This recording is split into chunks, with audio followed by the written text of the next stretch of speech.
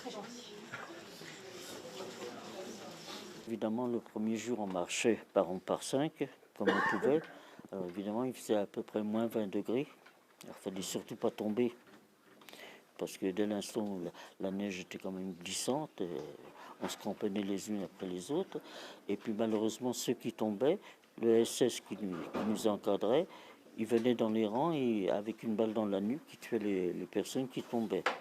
Alors évidemment, pour nous, on avait l'objectif de dire faut ramasser les personnes qui sont mortes pour les mettre sur le bas-côté, parce que ceux qui arrivaient derrière, ils butaient aussi dedans. Parce que nous, à l'époque, quand nous avons émigré en 1930 dans ce quartier populaire,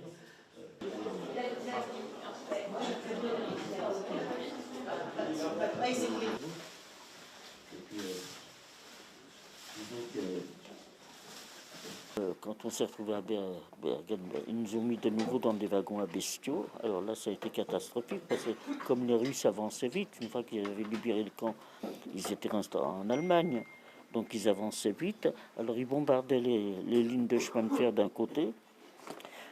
Les Alliés bombardaient de l'autre. Et nous, on était enfermés dans les wagons à bestiaux en disant maintenant c'est la fin de la guerre. Et puis on va être bombardés par les Alliés. Enfin finalement, on a eu de la chance. Ils nous ont mis sur une voie de garage en attendant de réparer les rails, parce que le transport des Juifs était prioritaire. Tout s'est détérioré, tout est parti comme ça dans tous les sens. Alors évidemment, vous savez, on est un peu coincé, comme je dis, entre l'imprévisible, puis qui n'a pas arrangé les choses, évidemment, c'est l'histoire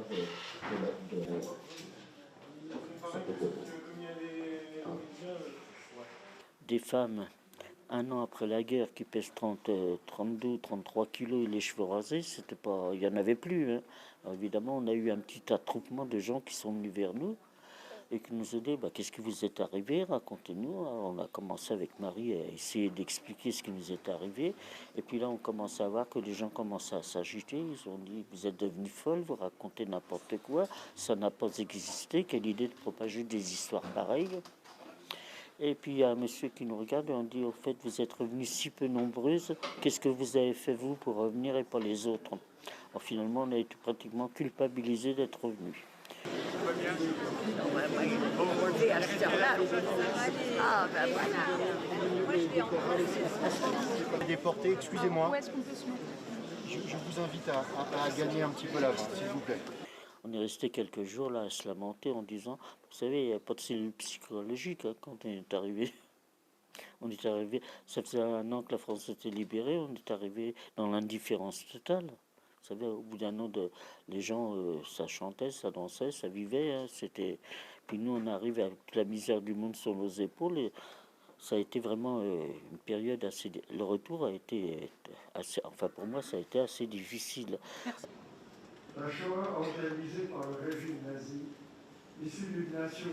Il y a 80 ans, jour pour jour, les troupes soviétiques n'ont toujours pas débarrassé des massacres de masse. Alors j'allais régulièrement au dispensaire parce qu'ils nous donnaient quand même des médicaments pour dormir, vous voyez, des tranquillisants, des anxiolytiques, enfin tout ce que vous voulez. Et puis au bout de quelques mois, de toute façon, je me suis retrouvée toute seule. Et j'en ai. Là, j'ai baissé les bras parce que vous savez, à Birkenau, il y avait beaucoup de femmes qui se suicidaient. Et moi, quand je suis arrivé, j'avais 15 ans, j'avais un blanc dans la tête en disant, moi, je ne peux pas mourir à 15 ans. Vous voyez, quand je suis revenu, j'ai avalé toute ma boîte de cachet, je me suis retrouvé dans un hôpital.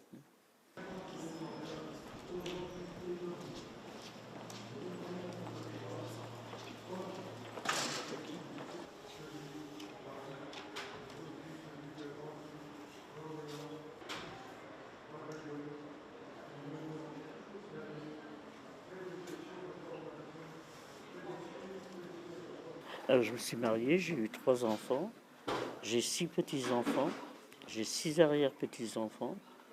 Vous voyez, j'étais revenu orpheline, j'ai quand même réussi à refonder une famille.